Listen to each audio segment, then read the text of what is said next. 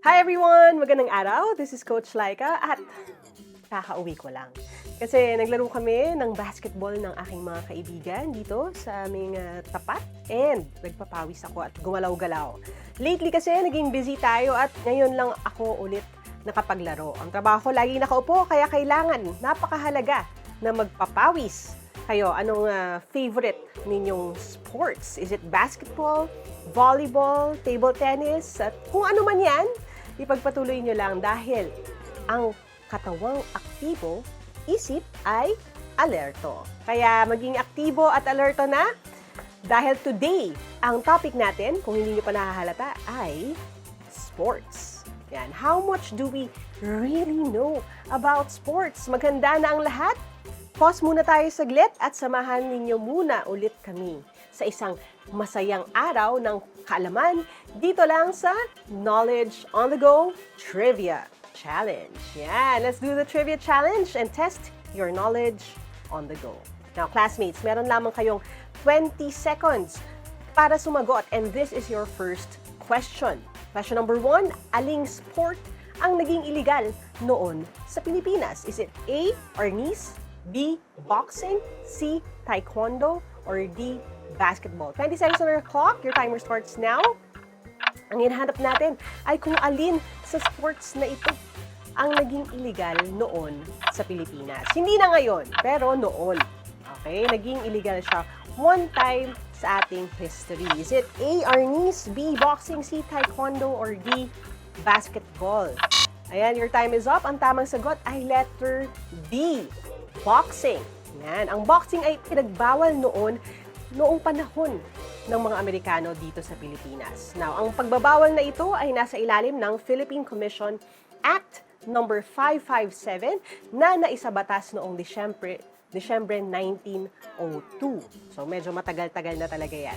Pero ngayon, di ba, kilala ang Pilipinas sa larangan ng boxing dahil, di ba, isa sa mga popular na boxers mula sa ating bansa ay si Manny Pacquiao o mas kilala bilang Pacman na mayroong titulo na 8th Division World Champion. Di ba? Kahit saan sa mundo actually, pag sinabing Pilipino, sometimes they would say Pacquiao, Pacman, no? Pag pumunta kayo sa Indonesia, Thailand, Cambodia, no, all of them, no Pacquiao. Now, taliwas sa alam na nakararami, ang nickname niyang Pac-Man ay hindi hango doon sa Japanese arcade game na Pac-Man. Ito ay mula sa kanyang pangalan. Pac for Pacquiao and Man for Manny. Diba? Ayan, okay. Nandun na tayo sa question number 2. Alin sa mga sumusunod ang pinakaunang na imbento? Is it A, volleyball, B, soccer, or C, basketball? 20 seconds on our clock. Your timer starts now. Alin ang pinakaunang na imbento dito sa tatlong ito? Is it A, volleyball, B, soccer, or C, basketball? Ayan, you have a few more seconds. Diba? Anong alin dyan ang sa tingin yung pinakamatandang sport dun sa tatlo? Your time is up. Ang tamang sagot ay letter B, soccer. Ang soccer ay nagsimula sa London, England noong December 1863 kasabay ng pagtatatag ng first governing body, ang Football Association. Pero hindi natin tatawagin soccer sa England kasi ang tawag nila doon ay football. Diba? Ang basketball naman ay naimbento noong 1891. Ang volleyball naimbento noong 1895. So, ang pinaka-bago sa tatlong yan ay ang volleyball. Now, let's proceed to question number 3. Question number 3, ang larong Quidditch ay mula sa anong fictional story? Is it A, Twilight, B, Narnia, C, Harry Potter, or D, Lord of the Rings? Your timer starts now. 20 seconds on our clock. Saan nagmula ang fictional na larong Quidditch? Diba? Is it A, Twilight, B, Narnia, C, Harry Potter, or D, Lord of the Rings? Mga classmates, nabasa niyo ba ang mga librong yan? Okay, medyo marami yan, no? Your time is up. Ang tamang sagot ay letter C, Harry Potter. Yes, Harry Potter. Ang larong Quidditch ay nagmula sa fictional story, itong series ng books na ito, na Harry Potter. Ang larong ito ay naimbento ni J.K. Rowling para sa kanyang fictional novel with the same title. At ang goal para matapos ang laro ng Quidditch is to catch the golden snitch. O yan. So I have this as a Harry Potter fan, hindi ba halata? Okay? Ito yung golden snitch. Matatapos ang laro ng Quidditch pag nahuli na ito. Ayan. Now, sino nakakuha ng tamang sagot? Alright, question number 4 na tayo. Aling martial art ang nangangahulugang empty hand sa Japanese? Is it A, karate, B, kendo, or C, judo? Your timer starts now. 20 seconds on our clock. Aling martial art, no? Tatlo ito na pinagpipilian natin, ang nangangahulugang empty hand. May konting clue doon sa kung alam niyo kung anong ginagawa sa mga iba-ibang sports na ito. Alright, your time is up. Ang tamang sagot ay letter A, karate. Okay, ang karate sa Japanese ay nangangahulugang empty hand. Ito ay isang unarmed martial art na mayroong kicking, striking, and defensive blocking with the arms and legs. Okay, ang kendo kasi may weapon yan, no? Now, alam nyo ba na noong 2020 Tokyo Summer Olympics ay naging official sport sa Olympics ang karate. Now, sino ang marunong mag-karate sa inyo? Di ba? Maganda rin itong self-defense. Di ba? Doon na tayo sa question number 5. Question number 5, aling sport ang unang nalaro sa buwan? Sa moon. Is it A, golf, B, basketball, A, golf, B, baseball, C, basketball, or D, table tennis? 20 seconds on the clock. Your timer starts now. Aling sport ang unang nalaro sa buwan? Sa moon. Is it A, golf, B, baseball, C, basketball, or D, table tennis? Magandang imaginein, no? Kung alin sa mga sports na to ang feasible o posible na laruin sa buwan. Your time is up. Ang tamang sagot ay A, golf. Una itong nilaro ng NASA astronaut na si Alan Shepard sakay ng Apollo 14. Naisipan itong laruin ni Shepard upang masubukan ang gravitational pull ng buwan. Okay? Siyempre, iba yung trajectory or iba yung susundang path ng bola sa buwan dahil iba ang kanyang gravitational pull. Now, meron ba sa inyo marunong mag-golf, classmates? Ayan, plano kong aralin yan one day. Doon na tayo sa question number 6. Question number 6, ilan ang rings na makikita sa logo ng Olympics? Is it A, 5, B, 6, C, 7, or D, 8? 20 seconds on our clock. Your timer starts now. Isiping maigi, alalahanin, di ba? Probably you've seen the logo ng Olympics na iba-ibang rings. Ilan nga ba yun? Isip-isipin natin at bilangin natin sa isip natin, classmates. Pag-usapan din natin mamaya kung anong kahulugan ng mga bilog na yan. Alright, your time is up. Ang tamang sagot ay letter A, 5. Merong 5 rings na makikita sa Olympic logo. May kulay sila na blue, yellow, black, green, and red. Now, ang Olympic logo ay sumisimbolo sa mga aktibidad ng Olympic movement at representasyon ng unyon ng 5 kontinente at pagsasama-sama ng mga atleta sa buong mundo. Ang 5 kontinenteng tinutukoy dito ay ang Africa, America, Asia, kung nasaan tayo, Europe, at Australia. Now, doon na tayo sa question number 7. Question number 7 natin, anong sports ang gumagamit ng salitang love bilang score? Is it A, baseball, B, hockey, C, polo, or D, tennis? Your timer starts now. 20 seconds on our clock. Aling sports ang gumagamit ng salitang love bilang score? Yan. So, yung love means something, no? Kasama siya sa scoring process na yan. Is there something? It's a point of fascination for me as a kid too. And your time is up. Ang tamang sagot ay D, tennis.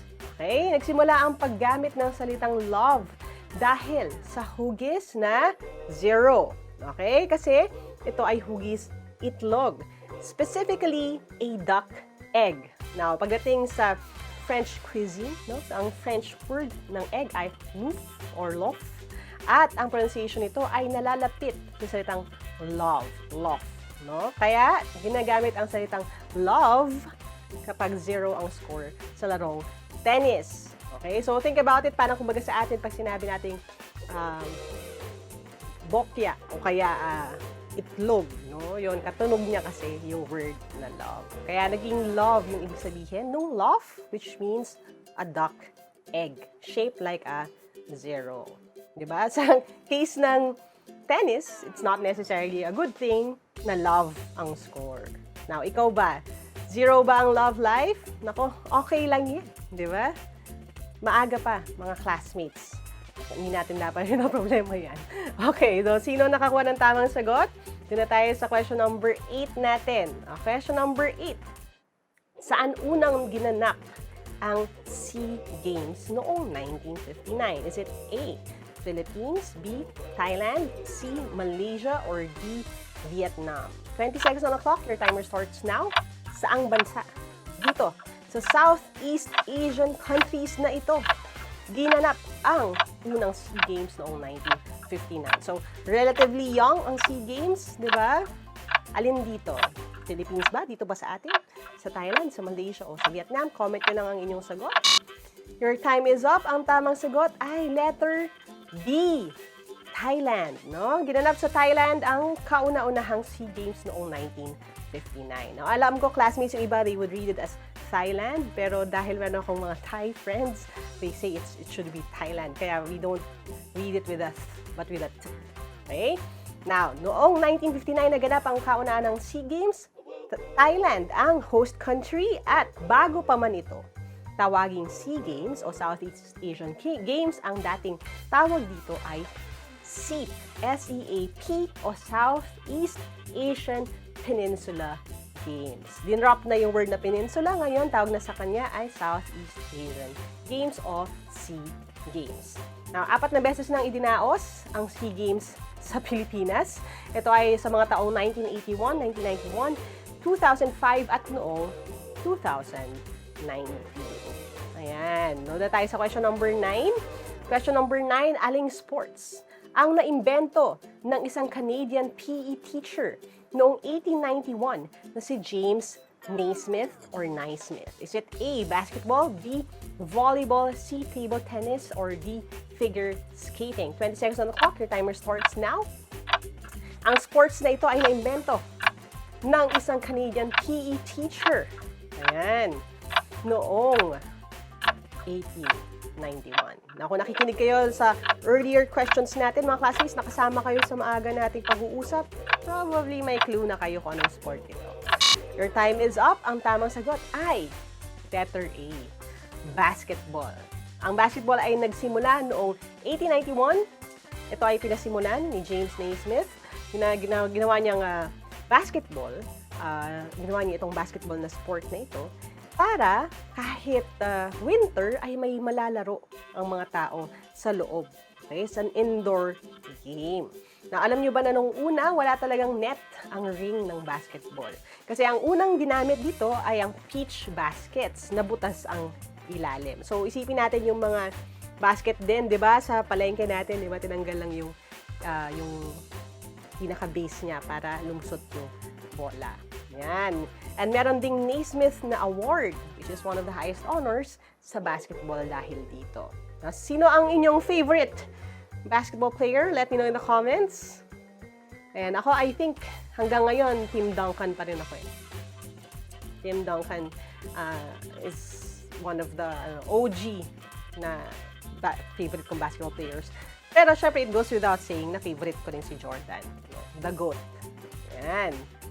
Guna tayo sa question number 10 natin. Question number 10, saang bansa nagsimula ang billiards? Is it A, Philippines, B, Japan, C, France, or D, Italy? 20 seconds on the clock. Your timer starts now. Saang bansa nagsimula ang billiards? Diba?